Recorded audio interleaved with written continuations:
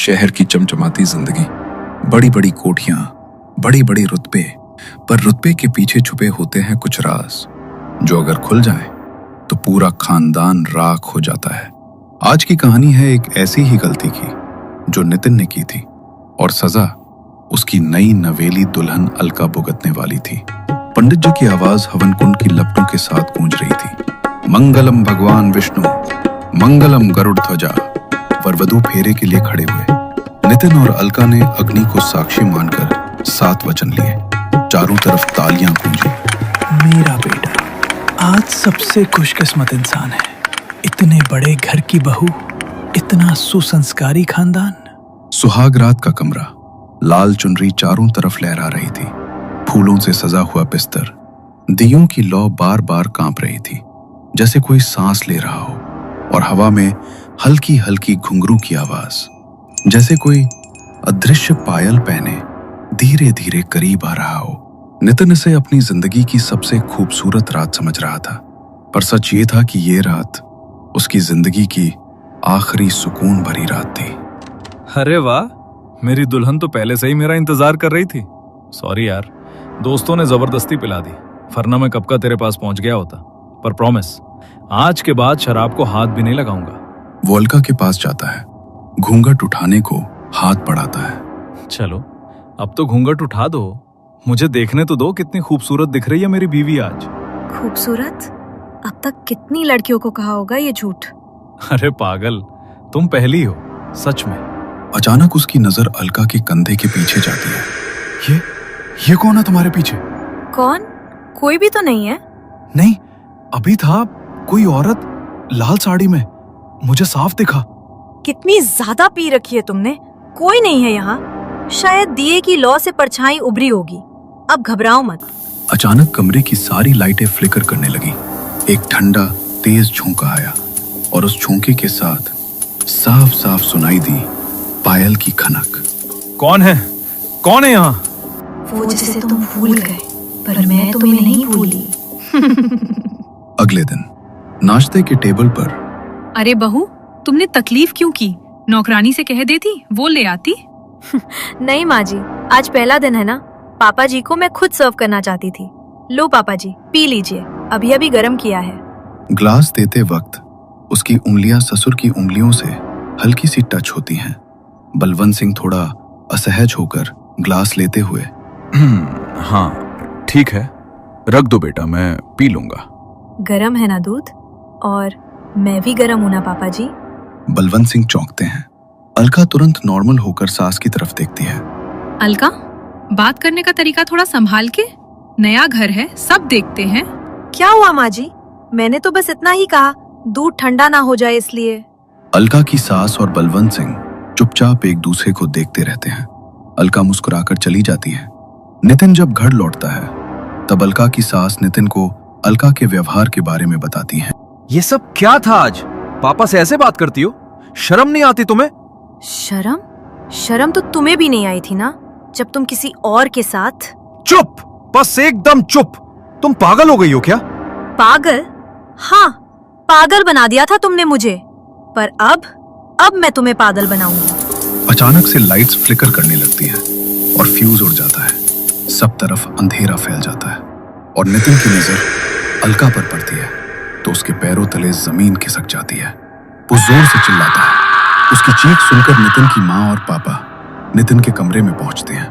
तभी lights on हो जाती हैं और जब सब लोग अलका को देखते हैं तो वो बिल्कुल नॉर्मल थी। वो रात किसी तरह से कट जाती है।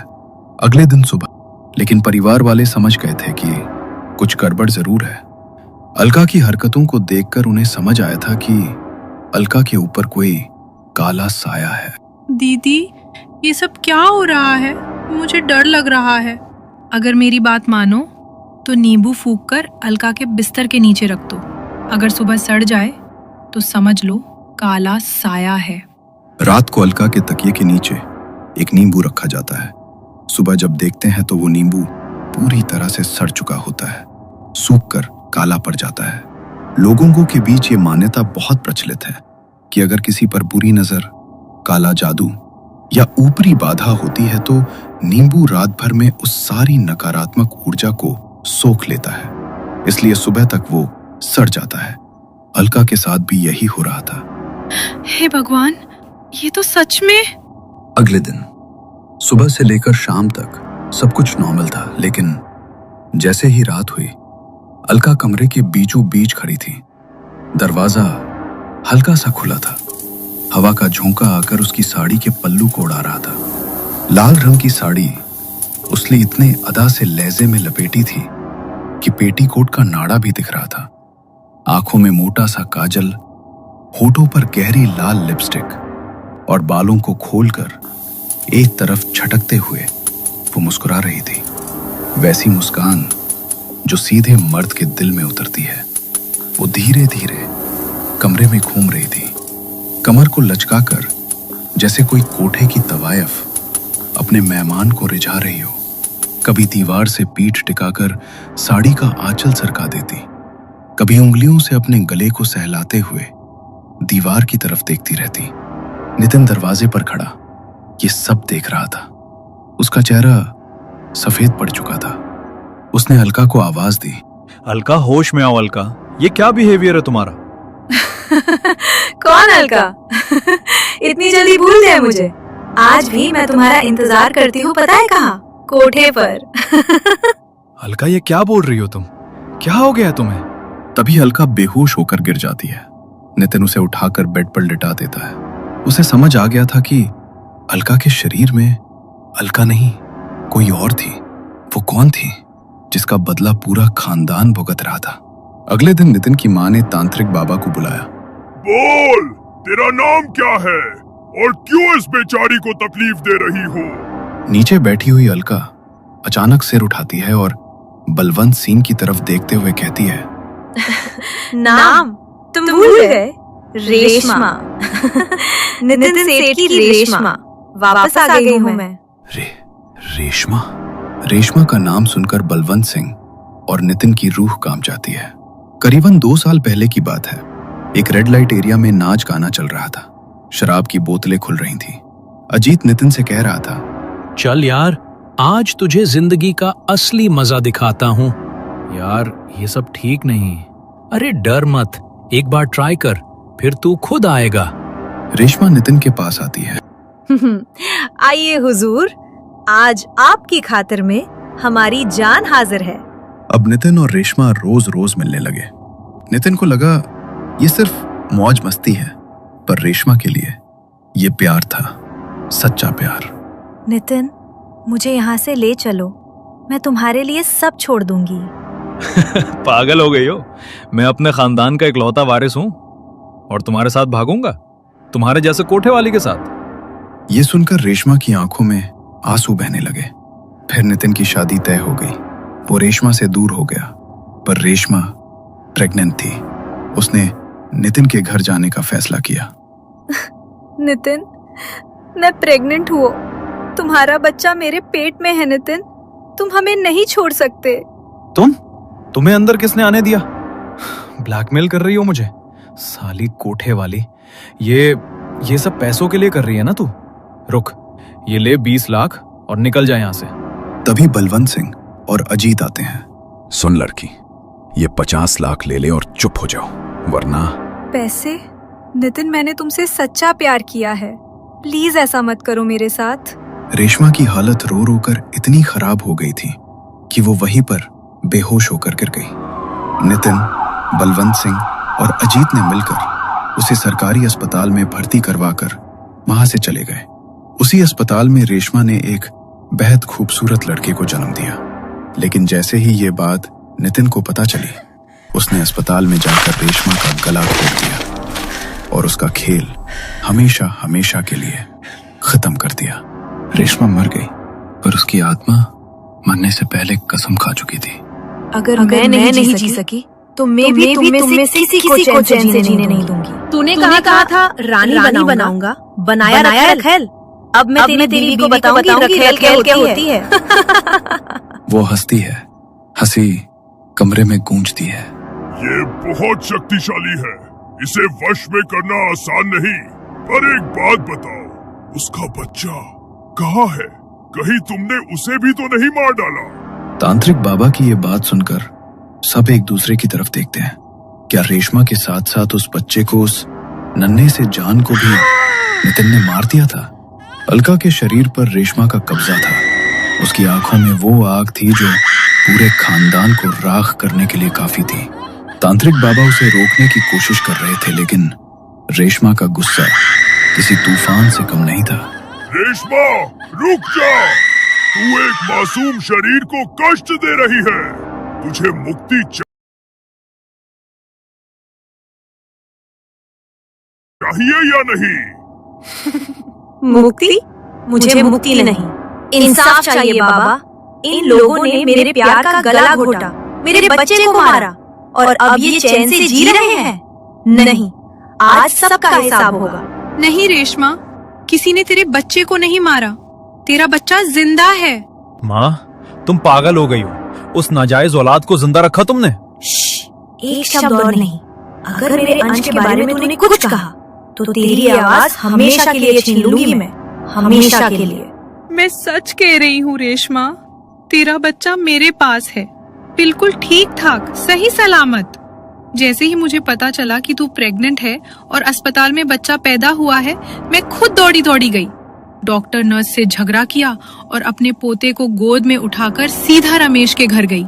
मुझे पता था नितिन और मेरे पति इस बच्चे को अपनाने नहीं देंगे, इसीलिए उसे मैंने रमेश को सौंप दिया। अगला आधा घंटा उस घर के लिए किसी सदी से कम नहीं था। रेशमा अलका के शरीर में बेचैन थी। नितिन और बलवंत सिंह कोने में दुबके हुए थे। उनकी समझ में नहीं आ रहा था कि अब क्या होगा। तभी बाहर गाड़ी रुकने की आवाज आई।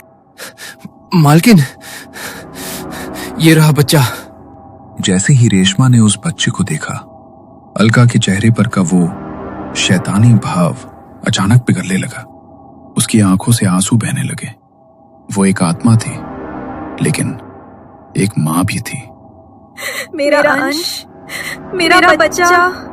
रेशमा धीरे धीरे बच्चे की तरफ बढ़ रही थी। तभी तांत्रिक बाबा ने रेशमा को चेतावनी दी। रुक जा रेशमा, उसे छूना मत। तेरी नकारात्मक ऊर्जा उस फूल जैसे बच्चे को जला देगी। दूर रह। मैं उसे छू भी नहीं सकती। मैंने उसे जन्म दिया है और मैं उसे सीने से भी नहीं लगा सकती। माँ जी, इसे संभाल लेना। ये नितिन का पाप नहीं है, मेरा प्यार है। इसे वो सब देना जो मुझे और इसे कभी नहीं मिला। मैं कसम खाती हूँ बेटी, अंश अब से इस घर का वारिस है। मैं इसे कभी कोई आंच नहीं आने दूंगी। माहौल पूरी तरह बदल चुका था। रेशमा का गुस्सा शांत हो रहा था। नितिन ने देखा कि रेशमा का ध्यान पूरी तरह बच्चे पर है और वो भावुक हो गई है। उसके अंदर का शैतान फिर जाग उठा। उसे लगा यही मौका है इस मुसीबत को खत्म करने का। नितिन ने देखा पूजा की थाली पास ही जमीन पर रखी है, जिसमें वो अभिमंत्रित भस्म राख रखी थी, जिससे वो रेशमा के आत्मा को भस्म करना चाहते थे। ये बाबा तो किसी काम का नहीं है, लेकिन ये भस्म, बाबा कह रहे थे कि इससे आत्मा जल जाएगी। आज मैं खुद इसका काम तमाम कर दूंगा। नितिन ने पूरी ताकत से वो भस्म अलका की तरफ फेंकी, मगर इससे पहले कि वो पवित्र राख रेशमा को छू पाती, एक तेज हवा का झोंका आया और सारी राख हवा में ही बिखर गई। कुत्ते की दुम कभी सीधी नहीं होती नितिन। तूने सोचा मैं ममता में पिघल गई तो तू मुझे मार देगा। मैंने कहा था ना, मैं तुझे चैन से जीने नहीं दूंगी। मौत तेरे लिए बहुत आसान सजा है। तुझे तो मैं वो जिंदगी दूंगी जिसके लिए तू हर पल मौत की भीख मांगेगा। रेशमा ने नितिन को जमीन पर पटक दिया। नितिन की रीढ़ की हड्डी टूट चुकी थी। वो अब सिर्फ जमीन पर पड़ा एक जिंदा लाश था। उसे लकवा मार गया था। ये नजारा देखकर कोने में खड़े बलवंत सिंह का दिल ये सदमा बर्दाश्त नहीं कर पाया और उसने वही दम तोड़ दिया। मेरे पैर, माँ बचाओ। हिसाब बराबर, एक मर गया और दूसरा लाश बनकर जिएगा। रेशमा, तेरा बदला पूरा हुआ। पापियों को सजा मिल गई। अब इस लड़की को छोड़ दे। देख, तेरा बेटा भी डर रहा है। उसकी खातिर अब जा यहाँ से। हाँ बाबा, अब मुझे सुकून है। अलका, मुझे माफ करना। अपना और मेरे बच्चे का ख्याल रखना। अलका के शरीर से काला धुआं निकलता है और खिड़की से बाहर चला जाता है। अलका बेहोश होकर गिर पड़ती है। 1 महीने बाद, उस भयानक रात को गुजरे 1 महीना हो चुका था। रेशमा चली गई थी, लेकिन अपने पीछे बहुत कुछ छोड़ गई थी। घर के आंगन में धूप खिली थी। नितिन व्हीलचेयर पर बैठा था। उसका शरीर हिल नहीं सकता था, वो बोल नहीं सकता था। बस उसकी आंखों में हमेशा एक खौफ रहता था।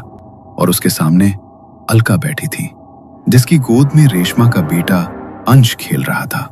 मेरा प्यारा बच्चा, देखो पापा को हेलो बोलो। डर क्यों रहे हो नितिन? देखो अंश की आंखें बिल्कुल रेशमा जैसी है ना?